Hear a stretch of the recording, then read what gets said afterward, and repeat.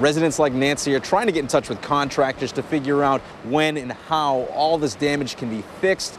A Buffalo business owner tried to give a late Christmas gift to the city, buying up a bunch of tickets. Jenny, the defense argues that Chad Ron was doing his job, investigating and not using police resources in an unauthorized way. And while this won't be a big syrup-producing year for them, if all goes well, next year will.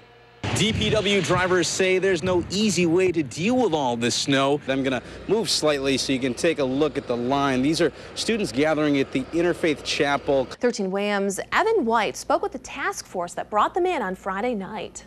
Despite a task force of about 50 people and a nationwide search, authorities still needed a little bit of luck.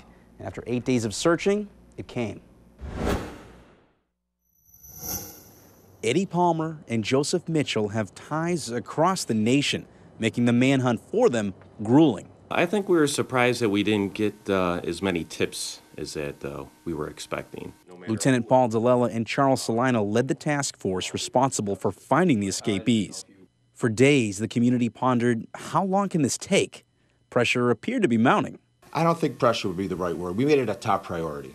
Then, early last week, signs pointed to a South Street address in Sodus. We had some information that 2 associates of the escapees might be at that location, and that's ultimately what we were, looking for to try and get more leads.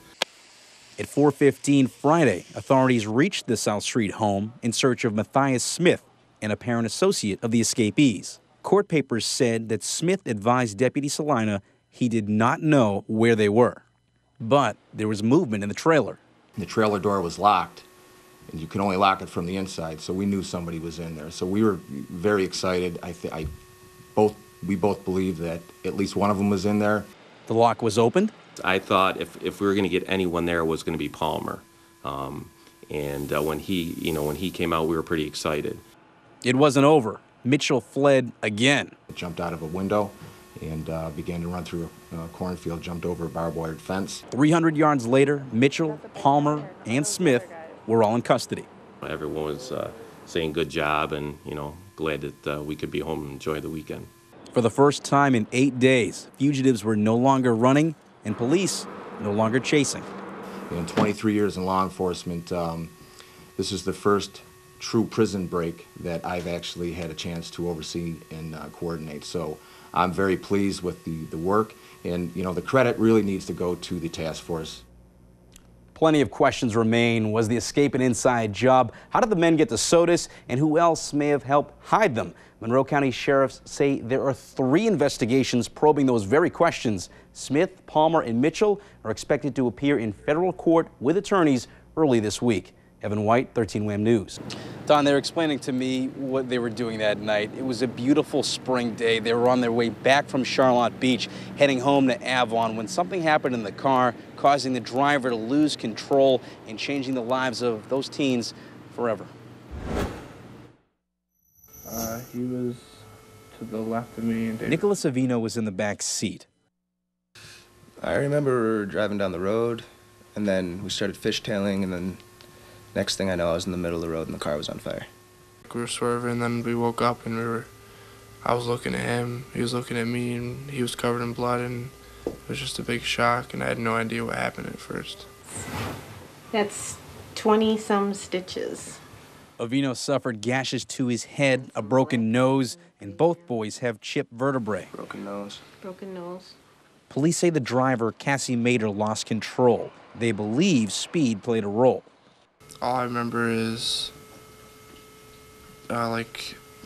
she was swerving, just messing around, and she lost control of the car, and she tried to get back control of it, and she couldn't, and then we ended up sliding, we probably slid a good 120 feet, and then we smashed into a tree, and the car rolled.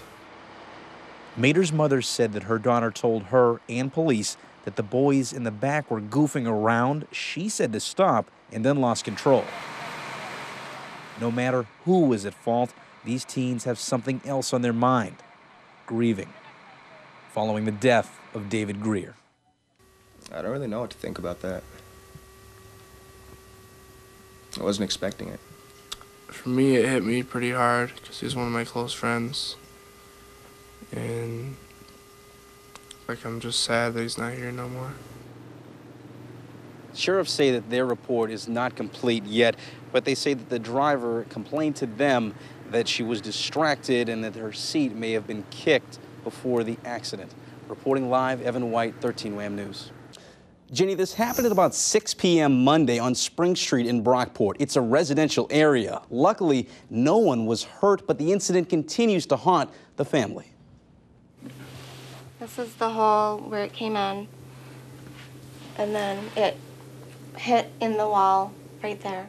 Erica Russell was making dinner at the time.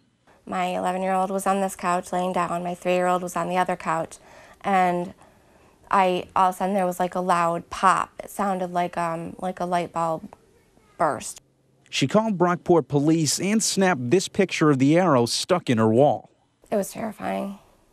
I've never been so scared in my life. Neither of Erica's children were hurt by the arrow, but like their mother, they're still afraid. You know, we have to keep our curtains closed now, and I had to explain to them, try to explain to them that this is hopefully not going to happen again, and they want to know why. Why would someone do this? Brockport police say they have no suspects and continue investigating, though they do not believe the Russell family was targeted. For now, 2 holes can be found in the Spring Street home, and the Russells estimate $200 to $300 to replace the windows. That, however, is not their main concern. Having the person responsible confess is. Tomorrow, the family will go around the neighborhood with flyers in hopes that someone with information will come forward. They are offering a reward, and if you have any information, you're asked to contact Brockport Police. Reporting live, Evan White, 13 WHAM News.